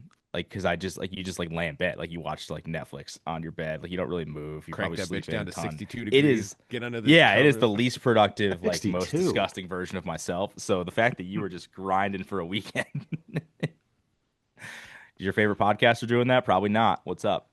I know. I got really depressed last night too, and there was no reason to be. It was fun because I was like, "Hey, fucking snap out of it. This isn't that big of a deal. You're not even going to think about this in 2 days. The show is the most important thing. Get the work done, and prep it out. Prep it out tonight, and then it's tomorrow morning. But it just, it's been raining here for days, so it was just this thing where I'm sitting in the room and I'm on like hour 8 or 9, and I'm going, this sucks. Like, this wasn't my favorite weekend, but it was really the only way of doing it. I couldn't go to someone's house while they're watching stuff. I couldn't go to a bar. I mean, forget it. That's just not going to happen. Yeah. No pad and a beer. Not the worst. Just thing sitting in the world. there. Week 11. How about that Chiefs comeback? Just you're like, wait, dude, you're somebody wrong. check the odds on the Chiefs Super Bowl. Somebody. Yeah. Like, I think Bama. That's quite. I mean, pulling that one out at home with the way Mateer's playing, just lost. Arguing with UCLA fans. That'd be great. UCLA fans don't argue with you. Yeah, I guess They know. Yeah, They they're don't. good. They don't worry about it. Okay. Thank you for calling out Hobo Johnson. I'm all for people That's living what it out their was. dreams, but that dude Hobo Johnson is straight hot garbage. He ain't hip hop. He's not spoken word. He's a misguided soul that should be making craft pizza. His song DeMarcus Cousins is the worst song ever made. He's from Sacramento, but doesn't represent Sacramento except if he played for the Kings. That was harsh. Yeah, I'm gonna be honest. Kyle sent me that afterwards, and I'd never seen that guy in my life, and it was one of the worst things I've ever watched. Oh, that's nice because you were pretty like democratic about it, or whatever the word for being nice is. You were just like, yeah, kind of got like a whatever vibe. It was like, no, man, this was terrible. But anyway, Yeah, tough look. that was pretty bad. Well, I'm glad we're all on the same page. Is that the worst insult you could ever hurl at someone? You don't even represent the spoken word community. I'm sure we can get a couple written. I think I said big that are slam worse. poetry energy. That's what I said. Oh, that's what it Yeah. was. That's what you Yeah, said. which is I feel like definitely not a good, definitely an insult for the record. Outside of a college campus, definitely an Yeah, insult. fair. Side note, What? just going through our group chat from the weekend, Kyle was just firing off parlays. Dude, I had He's in so New- many bonus He's bets. in New York, and he's just like, wait, this is awesome. I had You so could many just bet on bonus these bets. games? Yeah. Big Shout out to Did you win Draft that Ole Kings. Miss bet? No. Big loser this weekend. No, they didn't get to the points. Yeah. 73.5. It was high. I didn't want to say that in the text, but I would say this about Everyone Hobo at the bar Johnson. thought we were going to get there. And that's all. oh, shocker. Yeah. They all Do you respect Hobo Johnson for even trying? For being like, no, this is what I'm putting together, and I'm going to start doing shows. I think you kinda have to respect that. when you see him at the tiny desk thing. I mean, you're like, it's different than just like doing local shows. Like it's gotten him this far. Although I don't know what the threshold is for tiny desk. Maybe we only see the bigger ones. But the fact I don't that watch a ton of Tiny Desks, but he screwed up in the middle of it and restarted. Well, it sounds like somebody watched more than one song. 'cause I haven't I seen was- that. it was pretty early on. I'm just saying. Oh. Could you even All right. tell if it was a screw up? I mean, that's the thing. Yeah, no, Yeah. he literally restarted. He was like, wait, do people do this? And I was like, are you kidding me right now? Oh, okay. Who knows? Yeah. When I watch Freddie Gibbs' Tiny Desk, shut up, Chuck. He was like, I don't even have my flow yet, but I think that was him being like kind of the man. Mhm. Yeah. Something that don't quote me directly on that. All right. Tortured by siblings about an incident from childhood. 5'10", 190, left-handed. Well, thank you. Prime Jazz Joe Ingles of my men's league. How about a little jingle juice? Miss him. 37, happily married, 2-year-old son, another on the way. I think I'm a relatively normal, regular person. My family and I will be headed to my parents' house for Thanksgiving. We'll also see my 3 older siblings. I love seeing my parents and have 2 nephews that I love seeing my son get along with. We generally all get along together, we generally only all get together for Thanksgiving or weddings at this point, Put due me to in a blender living there. Holy shit. yeah, far apart. I mean, he actually wrote it right. It just was Yeah. there was Tough, stuff yeah. in there. I Had dread a rough Thanksgiving. Yeah. Yeah. Hey, look, just nice to be in a house. I dread Thanksgivings because without fail, every single year, my asshole older brothers and sister absolutely torture me when they bring up an incident from when we were growing up. There will be a few small jokes early before full on calling me out about it. I've tried explaining how much it bothers me. I know I turned beet red. I've gone completely silent the rest of the night. I've screamed at them or just instantly left before. These are all different years. Oh man. Yeah. They probably can't wait to pull this out. See what you got cooking up for this year. They only bring it up because they know it bothers me. Yep. How do you think they can tell it bothers you? Anytime I even think about the situation, it literally makes my skin crawl. It's a weird situation where it's not that big of a deal. They would tease me as a teenager, which is normalish, I guess. But the fact they continue to do it to me as a grown man drives me insane. And I'm upset that I let it get to me at this level. They don't think it's that serious of an incident. So it's okay to tease me about. I told my wife I wasn't going anymore. She doesn't have much of a family on her side, and it's super important to her to spend time as an entire family. She said it's not that big of a deal, and she would just go without me. I had never brought a girl home for Thanksgiving until my wife for you. because of this. Wait, Oh, I'd never brought a girl home for Thanksgiving until my wife because of this. Because of the taunts? Man. Yes. I need this to stop. It mortifies me to think of my kids hearing this story one day. When I tried stopping this as a teenager, it only made it even a bigger deal. Do I fight them? Parentheses, brothers would kick my ass. Well, that doesn't seem like a good option. Wish Do I I- knew what this was. Do I bring a weapon? Feels feels aggressive for a family holiday, but Who Desperate brought times. the stuffing? I brought a hatchet. those throwing stars, Bow Riot staff. That's like a stick? little. That's like a bow staff. Something that's like does a blunted object. But Nunchucks? let's not. Let's not. What's going What on else? here? What are the other options? There was nothing cooler than a throwing star when you were a kid. Nothing. yeah. Sure. Kyle, how many throwing stars do you have currently? Well, I'm still unboxing stuff. I don't think I have any. I do think I have some knives that are meant to be thrown, but again, some still in daggers? boxes. Still in boxes. But you best believe I was at the flea market in Stormville looking for the guy who would sell me clearly under 18 some shurikens, throwing stars, what have you. Yeah. Yeah. Throwing stars, dude. You change your whole life with those. 4th grade. Like, no one Should I liked get a belt Danny. for this? Is it? Can I Yeah. put them in belts? Like, they don't seem like they should be in my pocket. Yeah, I'd stress about how I'd carry them around. Do I tell them I'll never come back if they bring it up? My wife would go with my kids without me, and that could be worse. Or do I draw a hard line with her going? I got to be honest. I don't know what this is yet, or what the incident is I that's wish led I to know. all of. It's holding me back from what I want to say. I Feels just don't weird that know we what the hell haven't it is. got there yet. It's He clearly beautifully doesn't wanna written. bring it up It's again. so well written, it might be fake, but I don't. Yeah, we got to figure it out. All right, let's keep going through. Do I just be a man and try to pretend it doesn't bother me anymore? They know it does. What would you guys do in my shoes? I think you need to rule out this idea that your wife's going to go with your kids and you're going to stay at home, even though you probably would love the break and watching a ton of football, not in a hotel room, on Thanksgiving. Like, but to go, hey, because of this heckle, this lifelong taunt, I'm no longer going to Thanksgiving. You go with the kids without me. That's a pretty weird move. Do we all agree on that? Yeah, let's cut that one out. First one gone. It's not. It's a tough sign too that your wife's gonna take your family side and not yours. She's like, actually, I'm good. You can stay by yourself. I'm gonna hang out with your family that's heckling you at the holidays. Maybe the way he's explaining this, and maybe she know the story. I don't know. Like, it sounds like she. We might need to not- know the story. I feel like that we need the know. context of the story. Like it could be if it's something like really small, said then they yeah, think your it's not a big family's just being deal. assholes. Yeah, they said they think it's not a big deal, but is it like not a big deal for a guy who just turned 13?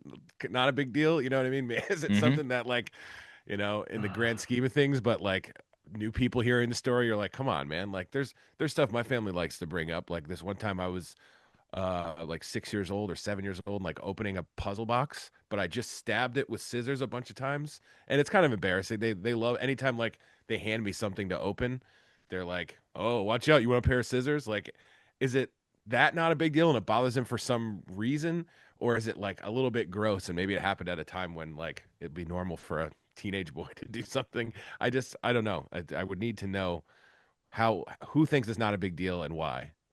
I wish I could know. Well, I have it. I have Oh. it here, but we're getting IT on this real quick. IT, what is it, a video presentation?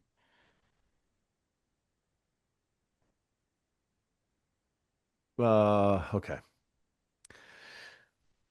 I don't know if what happened is relevant, but since I'm sure you'll be wondering, Yep. yeah, it's super Yes. relevant. It's Super like the relevant, most yeah. relevant part. All right. Way back in the day, I was on LimeWire downloading music, and I came across a video titled Steve Irwin Death Video. And I was like, holy shit, this is the footage of him being killed by that stingray. So it was downloading during dinner time, and I made an announcement to my family of my discovery. We'd all been big fans of his show. So my mom, dad, brother, sister all gathered around the family computer. And then the video ended up being three gay dudes. Okay. Knew exactly where this is going. Yep. I know. He You don't mess with describes the, LimeWire, dude. he describes the video. I think you can figure it out. Huh. This is not a big deal. Dude, this is not a big deal at all. Holy It's crap. It's hilarious. Oh This my is God. incredible. Dude, just be like, when the kid comes of age, don't tell him this story or tell him a version, whatever. Like, you know who needs to not hear this story, but it's okay. And the jokes are the jokes. Dude, this was a hilarious chain of events that that resulted in this story. It's not even his fault. It's Like, like it's not, but totally, this is fine. I'm sorry. It's That's okay. hilarious, by the way. It's so fucking funny. And you got brothers, you got older brothers. What are you, nuts? Hey, everybody. Gather around. Come watch this video. Imagine how excited you are too when you're that age and you're the youngest of all the siblings. So you're always trying to do stuff to improve, like impress them, and you're like, this is going to be awesome. All right. The reason they make fun of you is because this is absolutely nothing. And honestly, dude, you need to chill the fuck out. Like, you got to stop getting mad about this. Like, normally when I'd said, hey, you know what? Like, hey, do I fight him? Like, I don't care how tough nobody really likes getting punched in the face unless you're like 17 and don't know who your dad is and you throw daggers at the bottom of a tree or something. You know what I mean? It's like those guys never seem to feel any pain whatsoever, so I'd stay away from those guys. But even if your brother could kill you, punching him in the face at a Thanksgiving because of something that you should not be bothered about, like, maybe it'd be worth it. Like, do it, and then you cross the line, whatever. Because you need to get over this. You It's need so to get unique. over, right. Well, They're he's never making going to fun get of you over it because it it's keeps nothing. getting brought up. Yeah.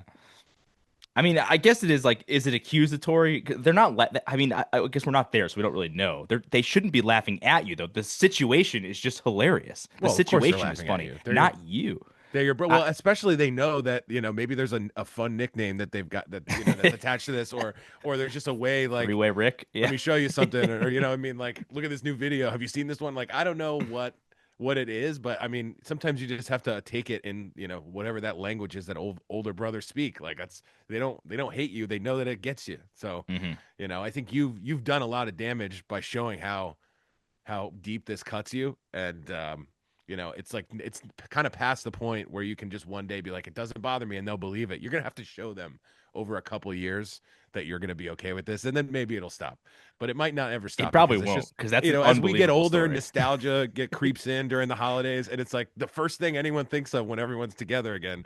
It's like, oh man, do you remember? It's like, yeah, it's like when you're with your buddies and you just talk about like all these things that you think Remember are when- hilarious Yeah. 20 years ago, and like, are they funny? No, but you kind of like make up the story. Like, it becomes bigger than what the actual This thing is a that number happened one was. seed. This is Yeah. a number one seed, dude. Something else has to happen that's fucking funnier than this.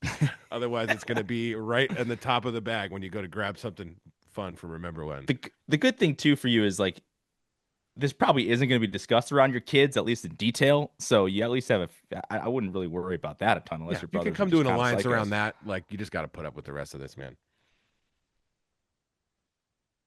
I think that's good. Let's get another quick one in here. Older women love the show. Player comp Wemby, but 5'9". Can't shoot, dribble, or dunk. Well, it doesn't sound like you're like him. Wemby's passing. That might be my new thing. Just moved to a new city right after college, trying to meet new friends and maybe a woman, female woman. I met a good group of people from work who I hang out with on the weekends. However, most of these people are 25, 28, been out of college for a while now. This would be fine, but I also look like I'm 18. The girls in the group treat me like a little brother, which is way worse than getting friend zoned. How can I get past this with them, or am I cooked? I don't want to get on dating apps if I don't have to. Any advice would be appreciated. That's a tough range. Like you're basically like a newborn baby all over again at 22 post college. So anybody that's been out in the wild, like the real stuff, not fake college, like Lego life, um, they're going to look at you like you're a little kid. I think what would be funny is just start going overboard with references. Be like, Clark Gable was kind of, he just is a lock for me. Like, who is it for you? Oh, Matt Damon? Yeah, Clark Gable's mine. Who's your favorite executive from the House of Morgan? Do you guys still have your AOL emails? Has anybody been in this situation?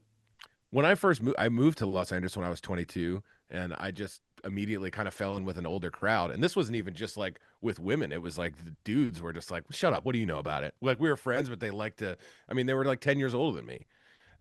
And so I deal with that to this day when I'm in group chats with them. Yeah, I've dealt with this, certainly. Just seemed like there weren't a lot of 22-year-olds in the places I was hanging out. Put my hand up. That was just where I chose to be. But that tracks. You definitely have like an older crowd hang, I feel like. Yeah, sometimes we're talking which is old. a guy, salty earth guy. Tell me about Nam, dude. Like I'm here. Yeah. I'm here, dude. What was it like? Yeah. What was it like? A lot of History Channel stuff. I get it. Yeah. Yeah. No, I'm usually the same age group, so I don't. That's tough. I don't know. I'm trying to think of like other people college, but no, it's been. You just have to similar. work on the comebacks when you get. Are they looks he's getting, or are there people is he saying I feel like people look at me, or are they telling you things? Because then you could just work on whatever the comeback is. I'm not here to tell you what it is, but practice a couple of those, and then maybe they're like, oh, maybe this guy can hang. But you just have to come ready with some zingers to when you get that sort of feedback from people. It's a really tough range because again, they're going to treat you like a kid. They can't help it. That's how they see you. Even if you were smart or worldly or whatever, they're just going to be like, whatever, dude, you're 22. Your priorities are different. So if you're telling us like, hey, I'd like to start dating women in this range, I don't know. I mean, this is tough. It's tough to pull off. Like when I was in this range and there were some older women bartenders, like late 20s, 30s, even me, prime Rosillo, there wasn't a ton of interest. There just wasn't a ton of interest because they knew I was a fucking moron, like deep down. They're like, this guy's a fucking idiot. And so you have an advantage over me with that one. Like, and they're not, if you went 40s, you went late 30s, early 40s. Well, now all of a sudden, there's some science in there that would make some sense. So like, that's not even in the range. They're not old enough to look at you as like, I'm not saying it's impossible. Certainly this stuff would happen, but I think that 22 to 28 range for a guy, I mean, you got to be bringing something to the table. What kind of shit are you wearing too? I don't know. Like, I don't know what that, like, we're not talking Supreme patches on your shit, right? I mean, do you own a couple sweaters maybe, like the wool kind? I don't know. Maybe there's just something you could do. The wool kind. Yeah. Out, like, not like the thin maybe stuff. Carhartt. Like real, like maybe Carhartt. Carhartt. I don't know, man. Listen. But just take a look at your wardrobe. Are you 22-year-old presenting to people? Then, Yeah, you get a couple Ike Bahars in the mix. Yeah. Do you have like a brown pair of shoes? That screams old guy. Yeah. Maybe How are you dressing is really important. But I'm just brown shoes and the wool kind combo. I think Kyle did you a solid. Thanks. Talking like college professors who we try to I don't know. Like I think brown shoes could be like the nice sort of like shiny kind of brown shoes, or those ones that are like, do you also wear these to walk up trails? But like you also wear them to fucking the bar. I think maybe just take a look at what you got. Do you have like a lot of like fresh Nikes and you just look like a guy who is 22? So wear more brown trail shoes. Yeah, just take a look and see. Maybe some tweed. Yeah, tweed, exactly. Maybe there's like maybe there's one outfit you can like just test out and be like, yeah, I feel like this one adds about 5-6 years to what I got going on. Walking around with a Burroughs paperback You know, Yeah, dude. basically just try to emulate anything that you see from the movie Rushmore and be like, I'll start doing it. Next time he shows up to happy hour in his brown shoes, one of the women, LL Bean 28-year-old, she's like, quarters something different about you. Yeah. I can't LL quite Bean's figure it having a out. year-end sale, dude. Just get They in on it. always do. Yeah, listen. Yeah. Yeah, no. Report back. Let us know. We also we have an update on the guy with no bed. If you were tracking that story, the roommate of the guy who emailed, who refused to have a bed, he sent us an update. So That's awesome. all right. Wednesday. Look forward to that one a little bit later this week. That'll do it for the show. Thanks to Kyle. Thanks to Steve. Again, Tuesday, we're going to have our NBA quarterbacks, NBA stars, quarterbacks things. We're going to do it on the YouTube page. So subscribe to the YouTube page, subscribe to the podcast, Ryen Russillo Show, part of the Barstool Network.